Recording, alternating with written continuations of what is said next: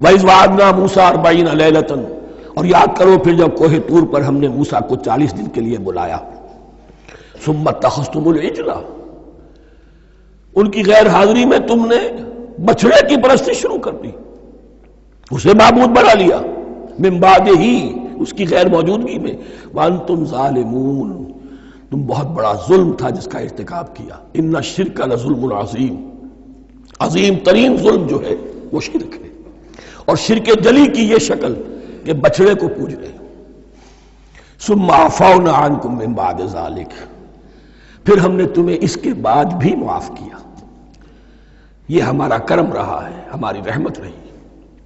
من بعد ذلک لعلکم تشکرون، تاکہ تم شکر کرو. وَإِذْ آتَيْنَا مُوسَى الْكِتَابَ وَالْفُرْقَانَ لَعَلَّكُمْ تَهْتَدُونَ، اور یاد کرو جب کہ ہم نے موسیٰ کو کتاب اور فرقان عطا فرمائی. یہ فرقان حق اور باطل کے درمیان فرق کر دینے والی چیز، اور کتاب عام طور پر جو آتا ہے وہ شریعت کے لیے آتا ہے. شریعت بھی دی، کتاب بھی دی، اور فرقان بھی دیا. لعلکم تہتدون، تاکہ تم ہدایت پاؤ. وَإِذْ قَالَ مُوسَىٰ لِقَوْمِهِ، اور یاد کرو جب کہ کہا تھا موسیٰ نے اپنی قوم سے، یا قوم انکم ظلمتم انفسکم باتخاذکم العجل، اے میری قوم کے لوگو، یقیناً تم نے اپنے اوپر بڑا ظلم کیا ہے بچڑے کو معبود بنا کر. فتوبوا الی بارئکم، پس توبہ کرو اپنے پروردگار، اپنے خالق کی جناب میں. باری اللہ تعالیٰ ہے. باری فاقتلوا انفسکم، تو قتل کرو اپنے آپ کو. یہ چیز جو ہے تورات میں تفصیل سے آئی ہے، قرآن میں نہیں ہے.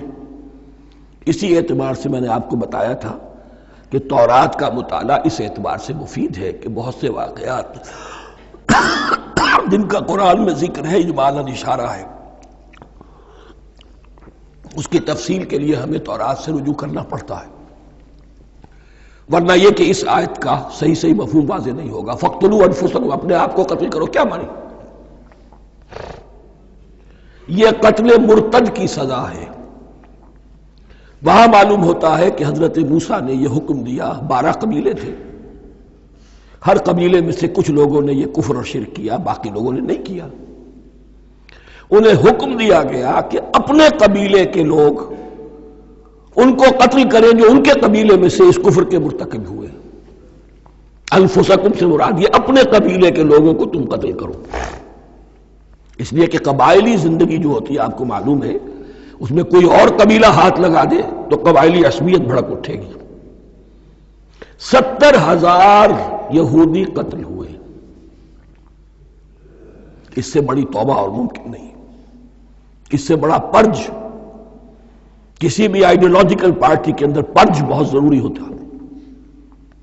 کچھ لوگ آ گئے ایک نظریے کو قبول کر کے، رفتہ رفتہ نظریہ اوجل ہو گیا، کچھ مفادات، کچھ چودراہٹیں یہ مقدم ہو گئی. اسی سے جماعتیں خراب ہوتی ہیں، غلط راستے پہ پڑ جاتی ہیں، تحریکیں بھٹک جاتی ہیں.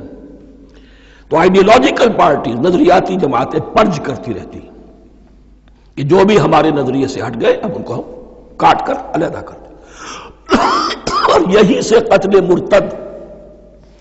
تو یہ چیز حدیث میں ہے یا پھر قرآن میں یہاں ہے. اس حوالے سے جو لوگ ہمارے ہاں بعض علماء بھی ہیں، جدید دانشور ہیں، جو قتل مرتد کی جو حد ہے اسلام میں اس کو تسلیم نہیں کرتے.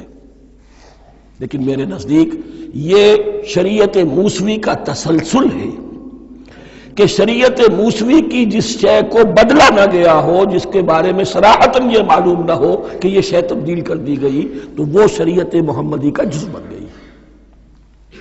زنا پر رجم کا معاملہ بھی یہی ہے. قرآن مجید میں رجم کی صریح آیت کوئی موجود نہیں ہے، حدیث میں ہے. قرآن مجید میں مرتد کے قتل کے لیے کوئی آیت موجود نہیں ہے، حدیث میں ہے، سنت میں ہے. اور دونوں کی کا جو منبع ہے وہ اصل میں تورات ہے. تو اس بات کو اچھی طرح نقل کر لیجئے. یہ جگہ اکثر لوگ جو ہیں یہاں بہت سرسری طور سے گزر جاتے ہیں، یہ بہت اہم ہے. اور اس کے لیے تورات کی طرف رجوع کیجئے. 70,000، 6 لاکھ کل تھے. جب یہ مصر سے نکلے ہیں 6 لاکھ تھے. کتنے عرصے کے بعد پیننسولا پہنچے ہیں، سینائی پیننسولا میں اور طور میں، کچھ اور ان کی تعداد بڑھ گئی ہوگی، لیکن یہ کہ ان میں سے 70 لاکھ کو قتل کیا اپنے ہاتھوں سے۔ ہر قبیلے نے اپنے جو مرتد تھے ان کو اپنے ہاتھ سے قتل کیا۔ فَتُوبُوا إِلَىٰ بَارِئِكُمْ فَاقْتُلُوا أَنفُسَكُمْ ذَلِكُمْ خَيْرٌ لَكُمْ عِندَ بَارِئِكُمْ، یہی تمہارے لیے تمہارے رب کے نزدیک بہتر بات ہے۔ فَتَابَ عَلَيْكُمْ، تو اللہ نے تمہاری توبہ قبول کر لی۔ توبہ قبول کس طرح ہوئی؟